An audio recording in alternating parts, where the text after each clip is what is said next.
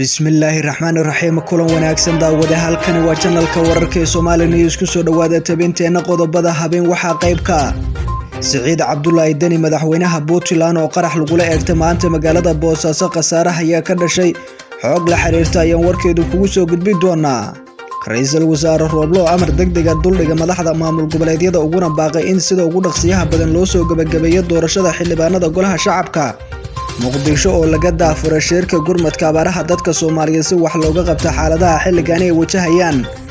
iyo xeer ilaaliyaha qaranka oo amar ku bixiyay in baaris lagu sameeyo heshiiskii uu saxiixay wasiirka batroolka ee dowladda Soomaaliya ee muranka badan sababay qodobada iyo qodobo kale ayaan ku tabi doonaa wararka Soomaali News ee habeenay u diyaar garooba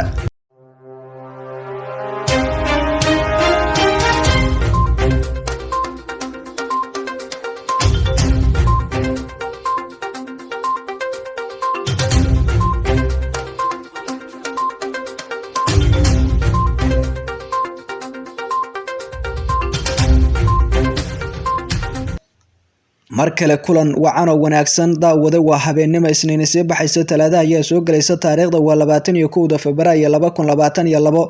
fadlan haddii muuqaalkan ku soo gaara sii share gareeyo saaxiibadada kale la sii wadaag boggeena Soomaali News rukuma oo leegtiyo folowda saar si aad u hesho xogaha aynu halkan ku baahino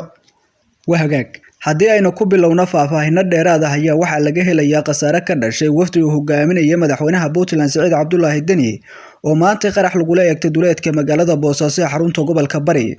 qarax oo ahaa miina ayaa waxa uu kulanyada lala beegsaday xilli ay marayeen afafka hore ee magaalada Boosaaso kontaroolka laga soo galo waxaana qaraxaasi joogtiisa si weyn looga maqlay magaalada Boosaaso inta la xaqiijiyay qaraxan waxa ku dhimatay ugu yaraan 2 askari halka ay ku dhaawacmeen ilaa 5 askari oo kale oo ciidamadii wafdiga madaxweyne Dani qaybta ka ahayd sidoo kale ciidamada galbinaya kulanyada madaxweynaha Puntland ayaa la sheegay inay fureen rasaas aad u fara badan ma jirto wax qasaare ah oo ka dhashay sida xogaha aynu ku helayno Saciid Cabdullaahi Dani iyo wafdigiisa ayaana safar dhulka ah waxay uga anbabaxeen maanta magaalada Carma ee gobolka Bari halkaas uu ku sii jeedo magaalada Boosaaso ee gobolka Bari caasimadda u ah ujeedka safarka Saciid Cabdullaahi Dani ayaa la xiriira doorashada ka dhacaysa magaalada Boosaaso ee deegaan doorashada labaad ee dowlad goboleedka Puntland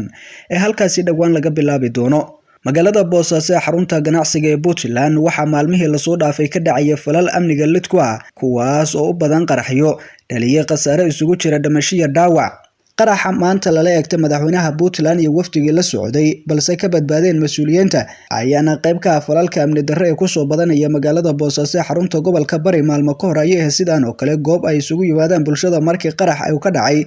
oo ku dhinteen qaar ka mid ah nabadoono iyo waxgarad ka soo jeeda gobolka Bari magaalada Boosaaso ee xarunta gobolka Bari oo ay ku soo badanayaan falalka amni darro oo qaraxyada ay ugu badan yihiin waxa laga dareemayaa u diyaar garowga ugu dambeysay ee qabashada doorashada deegaan doorashada maamulkaas ee labaad waxaana wafuudda Saciid Cabdullaahi Dani horkacaya wafdigiisa ay halkaasi ka bilaabeen kulamo diiradda lagu saarayo bilaabitaanka doorashada magaalada Boosaaso dhawaan ka dhici doonta inkastoo musharaxiinta doonaya xilka xildhibaano ee golaha shacabka ay cabasho xoogan ka muujinayaan qaabka Saciid Cabdullaahi Dani ku wajahayo deegaan doorashada labaad ee Puntland ee Boosaaso doorashada dhawaan ka bilaaba doonto markaana ra'iisul wasaaraha xukuumadda federaalka ee Soomaaliya Maxamed Xuseen Rooble ayaa maanta ka daafuray magaalada Muqdisho shirweynaha qaran ee gurmadka abaaraha kaas oo diiradda lagu saarayo sidii lagu gurman lahaa dadka Soomaaliyeed oo ay saameeyeen abaaraha ba'an ee xilligan dalka ka jiro shirku maanta daafuray ra'iisul wasaaraha xukuumadda xilgaarsiinta Maxamed Xuseen Rooble waxaa ka qayb galay qaar ka mid ah madaxda maamul goboleedyada midowga musharaxiinta siyaasiyiin qaybaheeda kala duwan bulshada rayidka ganacsato cilmi u diin haween dhalinyaro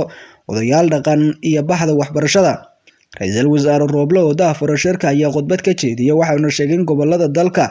laga soo warinayo abaar ba'an taasoo sababtay dhimashada shacabka ku nool deegaano ay ka jirto abaarta xilligan aad ugu baahday dalka waxaa ka jira abaar aad u baahsan oo saamaysa dadka iyo dunyada malaayiin ka mid ah shacabka Soomaaliyeed ayaa wajahaya xaalad cunto iyo raashin yari oo aad u daran kadib markii ay dhowr mar baaqdeen roobabkii la filayay dadka waxa dhaafa xoolahoodii oo dhammaa abaarta ayaana dishay gobolada qaar waxa ka dhashay dhimasho iyo sababtay haraad biyo la'aan sida uu yiri ra'iisul wasaare Maxamed Xuseen Rooble ee dadka xilligan wajahayaan ra'iisul wasaaraha xukuumadda federaalka ee Soomaaliya Maxamed Xuseen Rooble waxa uu kaga mahad celiyay wadamada gaarsiiyay gurmadka isagoo ugu baaqay gurmad kale in laga soo gaaro dadka ay abaaruhu saameeyeen dhanka kale ra'iisul wasaare Rooble ayaa baaq u diray shacabka Soomaaliyeed isagoo sheegay in ay muhiim ay tahay in laga qayb qaato caawinaada dadka ay abaaruhu saameeyeen. ujeedka shirkan uu maanta ra-iisul wasaare Rooble ka daafuray magaalada Muqdisho ayaa ah sidii shacabka Soomaaliyeed ay qayb uga qaadan lahaayeen gurmadka loo fidinayo dadka Soomaaliyeed ee abaaruhu ay saameysay kuwa oo la ku dhaqan gobolada dalka. Wasiirka koowaad ee xukuumadda Soomaaliya ayaa magacaabay guddi gurmadka abaaraha 19 Febraayo 2022 kuwaas oo ka koobnaa 36 xubnood oo isugu jiray golaha wasiirada iyo qaar ka mid ah bulshada rayidka ah si abaaraha dalka xilligan ku dhufto wax looga qabto. midowga musharaxiinta intooda badan oo qayb ay ka hayeen Cabdiraxmaan Cabdishakuur Warsame, Xasan Sheekh Maxamuud madaxweynihii hore ee dalka iyo xubno kale ayaa ka qayb galay. qaar ka mid ah madaxda maamul goboleedyada qaafwan arag ah ayuu kaga qayb galeen shirkani, waxaana aad u ra'iisul wasaaraha iyo mas'uuliyiintani ay isku weydaarsadeen xaaladda abaareed ee marba marka ka dambeysa kasii daraysa ee dalka ka jirto iyo sidii shacabka Soomaaliyeed loo gaarsiin lahaa gurmad ay wax isaga bedesho noloshooda maadaama badi dadku xoolaha ay dhaafeen. isla wararka Muqdisho ayaanu ku guda jirnay ra'iisul wasaaraha xukuumadda federaalka ee Soomaaliya Maxamed Xuseen Rooble iyo ku-xigeenkiisa Mahdi Maxamed Guleed Qadar, wasiiro ka tirsan xukuumaddiisa iyo mas'uuliyiin kale ayaa goobjoog ka noqday doorashada 3 kursi ee ugu dambeysay kuraasta gobolada waqooyi ee Somaliland oo maanta lagu doortay magaalada Muqdisho, taas oo doorashadaasi la soo gabangabeeyay.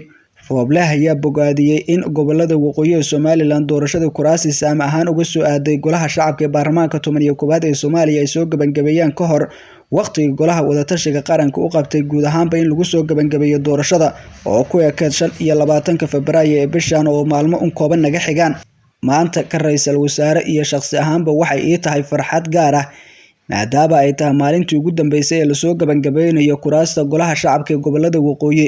ee baarlamaanka 11 ee dalka, taas oo ku soo aaday waqti loo baahnaa isla markaana ka hormartay waqtigii loo qabtay in lagu soo gabangabeeyo shirki golaha wadatashiga qaranka ee doorashooyinka. ra'iisul wasaare Rooble ayaa shanta madaxda maamul goboleed baaq degdeg u diray maamulada Hirshabelle, Galmudug, Puntland, Jubbaland, Koonfur Galbeed ayuu ka dalbaday inay dadajiyaan doorashada kuraasta golaha shacabka ee ka dhiman si loo soo gabangabeeyo doorashada golaha shacabka ee baarlamaanka Soomaaliya loona gudagalo doorashada guddoonka baarlamaanka. madaxda shanta maamul goboleed waxaan ugu baaqayaa waqtiga aad ayuu noo hayaa, taariikhda maanta waa 21 Febraayo, waxay noo dhiman 4 cisho sida aynu ku ballanay. haddii aan dadaalno waan samayn karnaa inta ka dhiman inaan doorashada dhamaystirno ayuu yiri Rooble iyadoo si cadaalad ah loo gudagalayo. Mahdi Maxamed Guleed Qadar, ra'iisul wasaare ku-xigeenka dalka oo dhankiisa ka hadlay goobta, ayaa sheegay muddo kadib doorashada gobolada waqooyi ee Somaliland la soo dhameeyay si nabada. golaha wadatashiga qaranka ayaa 9 bishii Janaayo la soo dhaafay 2021 go'aamiyay in doorashada xildhibaanada golaha shacabka lagu soo gabangabeeyo inta u dhaxaysa 15 Janaayo ilaa 25 Febraayo 2022 marka laga reebo gobolada waqooyi ee Somaliland. inta kale waxaa harsan kuraasta intooda badan oo aan la shaacin waqtiga la qabanayo ee doorashadooda.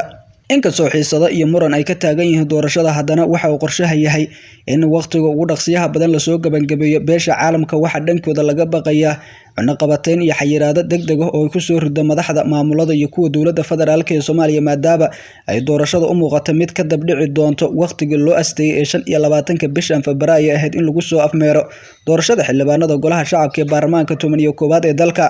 ugu dambeyntiina xafiiska xeer ilaaliyaha guud ee qaranka ee dowladda federaalka ee Soomaaliya ayaa amar ku bixiyay in baaris lagu sameeyo heshiiska shidaalka kaas oo saxay wasiirka wasaaradda batroolka iyo macdanta ee xukuumadda federaalka ee Soomaaliya Cabdirashiid Maxamed Axmed 19 bishan Febraayo 2 maalin ka hor. heshiisku saxay wasiirka batroolka ee xukuumadda Soomaaliya Cabdirashiid Maxamed Axmed ayaa waxa ka hor yimid madaxweynaha madaxweynaadkiisa dhamaaday Maxamed Cabdullaahi Farmaajo